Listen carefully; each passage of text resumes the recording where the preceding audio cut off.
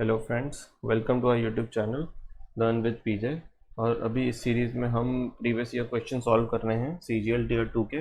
और ये चल रहा है 3 मार्च 2023 के सीजीएल के टीयर 2 के क्वेश्चंस।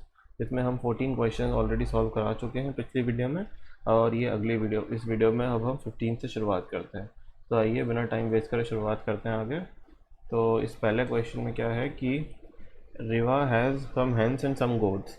अब जो total number of animal heads हैं वो हमें कितने दिए हुए हैं, 100।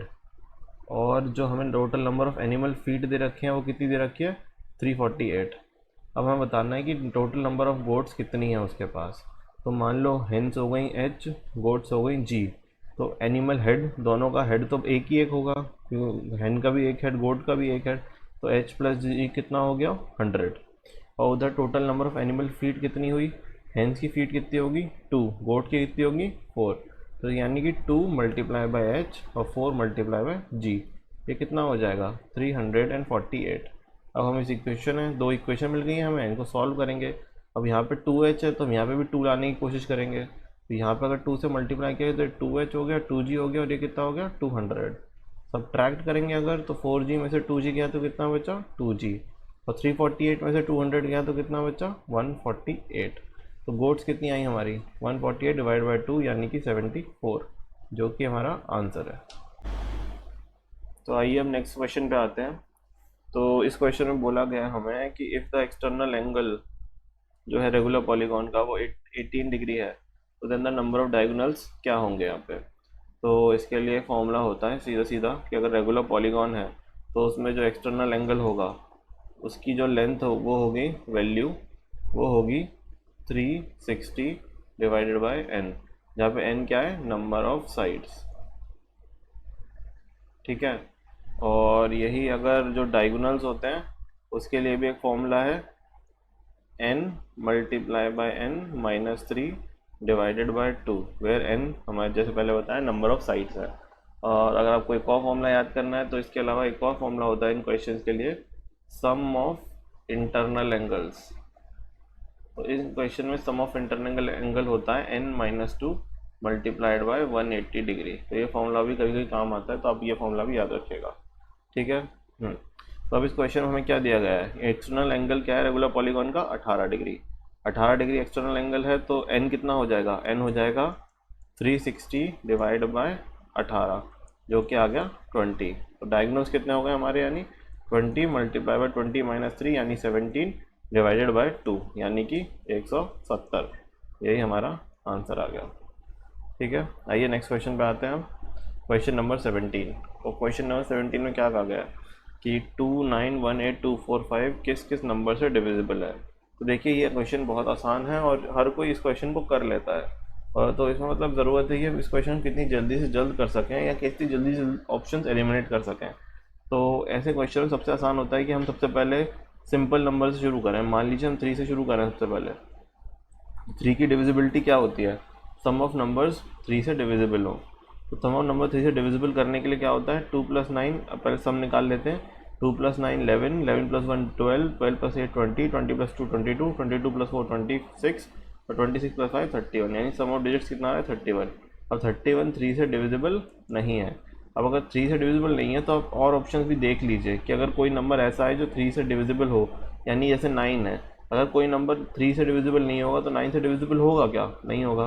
12 से हो सकता है क्योंकि 12 भी 3 से डिविजिबल है, यानी अगर ये नंबर 3 से डिविजिबल नहीं है तो 12 से भी नहीं होगा। तो हमारे पास कौन सा ऑप्शन बचा है, 11। तो देखा आपने कितने आसानी से अगर हम 3 वाली डिविजिबिलिटी निकाल लें तो हम 12 वाले आंसर इसमें तुरंत निकाल सकते हैं कि 3 से अगर डिविजिबल नहीं है तो हमारा फाइनल आंसर क्या आ रहा है यहाँ पे, 11 से डिविजिबल होगा ये नंबर। ठीक है। तो आइए नेक्स्ट क्वेश्चन पे आते हैं। अगला क्वेश्चन क्या है कि average weight of 3 man is increase by 4 kg when one of them whose weight is 100 kg is replaced by another man. ठीक है। अब इसमें क्या करते हैं, एवरेज वेट क्या है, मान लीजिए ओरिजिनली एवरेज वेट था x, तो टोटल वेट कितना हो गया, 3 लोगों का टोटल वेट हो गया 3 × x। अब एवरेज वेट क्या हुआ है, इंक्रीज हो गया है 4 किलो से, यानी अब नया एवरेज क्या हो गया x + 4। जब एक आदमी जिसका वेट 100 था उसको रिप्लेस कर दिया किसी दूसरे आदमी से, तो अब बताना है नए आदमी का वेट क्या था। अब जो टोटल है वो कितना हो गया, 3x प्लस 12। 3 का मल्टीप्लाई कर दिया हमने x प्लस 4 में, यानी पहले 3x था टोटल, अब 3x प्लस 12 है।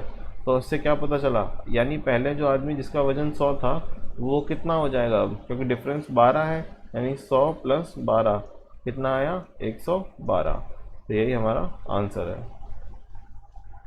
आइए नेक्स्ट क्वेश्चन पे आते हैं। Median of the following data will be. तो हमेशा मीडियन अगर निकालना हो किसी क्वेश्चन में, तो ये तो काफ़ी सिंपल क्वेश्चन है, इसमें कुछ नहीं करना है। इसमें आपको सीधे सीधे सबसे पहले इन्हें इंक्रीजिंग ऑर्डर में अरेंज करना है, यानी कि 25, 25 के बाद 27, 27 के बाद 29, फिर 30, फिर 32, फिर 33 और फिर 35। ठीक है। अब इसमें कितने नंबर ऑफ ऑब्जर्वेशंस है, 1 2 3 4 5 6 7, 7 है। फॉर्मूला क्या होता है कि अगर ई ऑड नंबर ऑफ ऑब्जर्वेशन है तो n प्लस 1/2, और अगर इवन नंबर है तो n/2 और n/2 प्लस 1 इनका एवरेज। तो इसमें तो ऑड है यानी 7 है, तो 7 प्लस 1/2 यानी कि 4। तो फोर्थ ऑब्जर्वेशन कौन सी है, 30, और 30 हमारा आंसर है। तो ये हो गया। तो काफ़ी अब तो सिंपल क्वेश्चन पूछना लगा है एसएससी जब से पैटर्न चेंज हुआ है। इससे पहले मेरे टाइम पे काफ़ी, तब भी मैथ्स में और ज़्यादा टफ़र क्वेश्चन आते थे। तो अब अगर ये है कि एक्यूरेसी भी बहुत इंपॉर्टेंट हो गई है कि आप क्वेश्चन में गलती ना करें। तो ऐसे सिंपल क्वेश्चन में अगर आप मिस्टेक करेंगे तो आप कंपटीशन में अपने आप ही काफ़ी पीछे हो जाएंगे। तो कैलकुलेशन वगैरह प्रैक्टिस करिए, ध्यान दीजिए कि आपकी इन क्वेश्चनों में कोई मिस्टेक ना हो।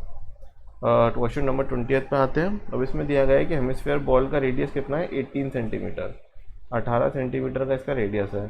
अब इसको हमें भरना है सिलेंड्रिकल बॉटल से जिनका रेडियस क्या है, 3 और हाइट क्या है, 6। तो हेमिस्फीयर का वॉल्यूम क्या होता है, 2 multiply by 3 multiply by pi multiply by 18 का cube, 2/3 pi R cube. Hemisphere का वो होता है वॉल्यूम। और सिलेंडर का हमें दिया गया है रेडियस और हाइट।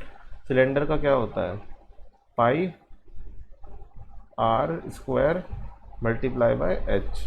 ठीक है ना। अब हमें बताना है कि कितनी बॉटल्स इसमें भर जाएंगी, यानी हम इसको यहाँ पे लाके से डिवाइड कर देंगे वॉल्यूम को। एक जो टोटल बोल का वॉल्यूम है उसको डिवाइड कर देंगे हम सिलेंडर के वॉल्यूम से। तो क्या हो जाएगा, 3 का स्क्वायर मल्टीप्लाई बाय 6। तो इसको काट देंगे, इसको काटेंगे तो ये क्या हो गया, अभी इसको ऐसे लिख लेते हैं, 2 multiply by 18 multiply by 18 multiply by 18 divided by 3 3 3 into 6। यही मैंने इसको सॉल्व करने के लिए लिखा है। तो 3 6 जा कितना होता है, 18 होता है, यानी ये कट गया। 3 3 जा 9 होता है, ये यानी 2 रह गया। तो ये सॉल्व करके कितना आया, 18 4 जा 72, और यही हमारा आंसर है। ठीक है। तो ये वॉल्यूम के क्वेश्चन थे, इसमें हमें पूरा कैलकुलेट नहीं करना होता है स्टार्टिंग में, याद रखिए। पहले हम इसको सॉल्व करने की कोशिश करते हैं ताकि ये मतलब पूरा कैलकुलेट कर रहे हैं ताकि हमारा कैलकुलेशन कम हो, वरना अगर पूरा कैलकुलेट करेंगे तो हमारी कैलकुलेशन काफ़ी बढ़ जाएगी। तो आइए आगे नेक्स्ट क्वेश्चन पर कंटिन्यू करते हैं। तो इस क्वेश्चन में क्या है, सिंपल क्वेश्चन है, कुछ नहीं करना है, सीधे बोर्ड मास का रूल लगाना है। तो बोर्ड मास का रूल क्या होता है, BODMAS।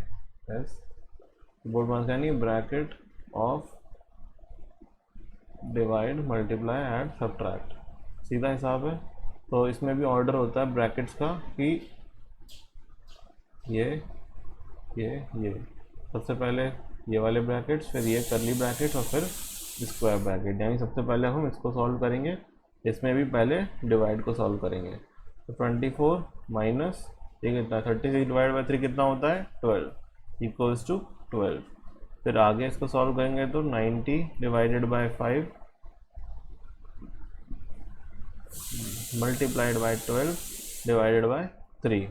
ठीक है। तो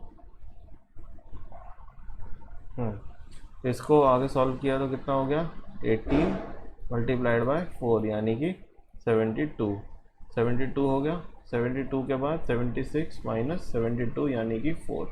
ठीक है ना। तो हमने ऑर्डर वाइज ब्रैकेट सॉल्व करते गए, आंसर हमारा आ गया। आइए नेक्स्ट क्वेश्चन पे आते हैं हम। Products pass successfully through the hands of 3 traders and each of them sells his goods at a profit of 30% of his cost price. If the last trader sold the products for rupees 300, then how much did the first trader pay for them? अब ऐसे question में जहाँ पे हमें percentage दे रखा हो तो तरीका क्या होता है कि हम इनिशियल उसको 100 मान लें।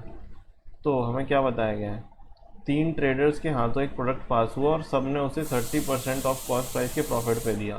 तो मान लो कि अगर पहले पे 100 थी कॉस्ट तो क्या होगा, उसको उसने 30 के प्रॉफिट पे बेचा और कितना कर दिया, 130 पे बेचा, यानी कि समझ आएगा 100 का 30% कितना होता है 30, तो 30 में 100 ऐड किया 130, यानी कि अगर ओरिजिनल जो सीपी थी वो x थी तो उसके बाद पहले ट्रेडर के बाद वो कितनी हो गई 130/100। ठीक है, ऐसे दूसरे ट्रेडर के बाद कितनी हो गई 130/100 और तीसरे ट्रेडर के बाद कितनी हो गई 130/100। और ये वैल्यू हमें कितनी दी गई है 300। समझ में आ गई ना आपको बात, कि अगर पहले ट्रेडर ने 100 पे ख़रीदा तो उसने 130 पे बेचा, तो यानी किस रेशियो में इंक्रीज़ हुआ 130/100। तो ये हुआ कितनी बार 3 बार हुआ। इसको सॉल्व करिए आगे x की वैल्यू निकालने के लिए, 0 0 कट गया, 0 0 कट गया, x की वैल्यू क्या आएगी 300 मल्टीप्लाई बाय 1000 डिवाइडेड बाय 13 का क्यूब। 13 का क्यूब कितना होता है, आपको ये सब याद रखना है 2197। तो 2197 से 3 लाख इसको डिवाइड करेंगे। इसको सॉल्व करने के लिए हम सॉल्व करेंगे तो आपका आंसर आएगा 136.55। कैलकुलेशन पार्ट में कर रही हूँ क्योंकि बेसिक चीज़ें हैं, तो ये आप कैलकुलेशन रफ वर्क में करके देखेंगे तो आपका आंसर ये आ जाएगा। आई होप आपको ये समझ में आया हो। आइए नेक्स्ट क्वेश्चन पे आते हैं। What is the total surface area of a pyramid whose base is a square with side 8 centimetre and height of the pyramid कितना दिया हुआ हमें 3 सेंटीमीटर। अब मान लीजिए क्या होता है, पिरामिड क्या होता है, पिरामिड होता है कि जैसे ये है ये है ये है, ये तो एक ट्रायंगल है। पिरामिड क्या होता है कि इसका बेस है स्क्वायर और इसके चारों तरफ जो चारों वो हैं उस पर ऐसा एक ट्रायंगुलर बन रहा है। आपने पिरामिड देखा होगा ना, इजिप्ट वाले जो पिरामिड्स होते हैं, तो उनको कभी आपने देखा हो तो समझ रहे हैं मैं, मतलब यहाँ पे 3D डिज़ाइन को ड्रॉ करना थोड़ा सा अटपटा हो जाता है। जैसे मैं ऐसे ड्रॉ करके दिखा सकता हूँ, फिर भी ये कुछ ऐसा सा लगता है, समझिए आप। तो हमसे क्या पूछा गया है कि जो टोटल सरफेस एरिया, यानी कि जैसे ये ऐसे ट्रायंगुलर जो 4 सरफेसेस हैं और जो बेस वाला सरफेस है, इन सब का एरिया कितना है। तो इस केस में जो टी एस से होगा वो क्या होगा 4 मल्टीप्लाई जो लेटरल सरफेस एरिया एक जो ट्रायंगल है उसका, ठीक है, प्लस जो बेस है उसका स्क्वायर, तो उसका एरिया। ठीक है ना। तो सबसे पहले तो बेस का एरिया निकाल लेते हैं। बेस का एरिया कितना हो गया, बेस का एरिया तो 8/8 का स्क्वायर हो गया, यानी 64। ठीक है, अब बचा जो ये ट्रायंगल है, जो ये ट्रायंगल है ये वाला, समझ रहे हैं आप। इसको आप अगर आपके पास कोई 3D ऑब्जेक्ट हो तो उस पर इमेजिन करके देखें, तो इस पर क्या होगा, इस ट्रायंगल के लिए जो ये हाइट होगी वो क्या होगी, इस ट्रायंगल के लिए जो हाइट होगी, मैं आपको फिर से को बना के दिखाता हूँ इसका डायग्राम।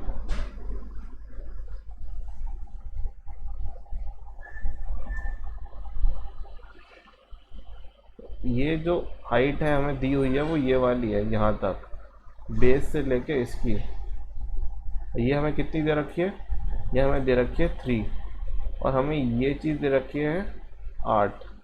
हमें चाहिए ये वाली हाइट, समझ रहे हैं आप, जो ये वाली हाइट है। इसके लिए हमें पता है क्या करना पड़ेगा, इसके लिए हमें लगाना पड़ेगा हाइपोटेनस, पाइथागोरस थ्योरम। और पाइथागोरस थ्योरम के थ्रू जब हम लगाएंगे तो जो ये लेंथ है ये कितनी हो जाएगी 4।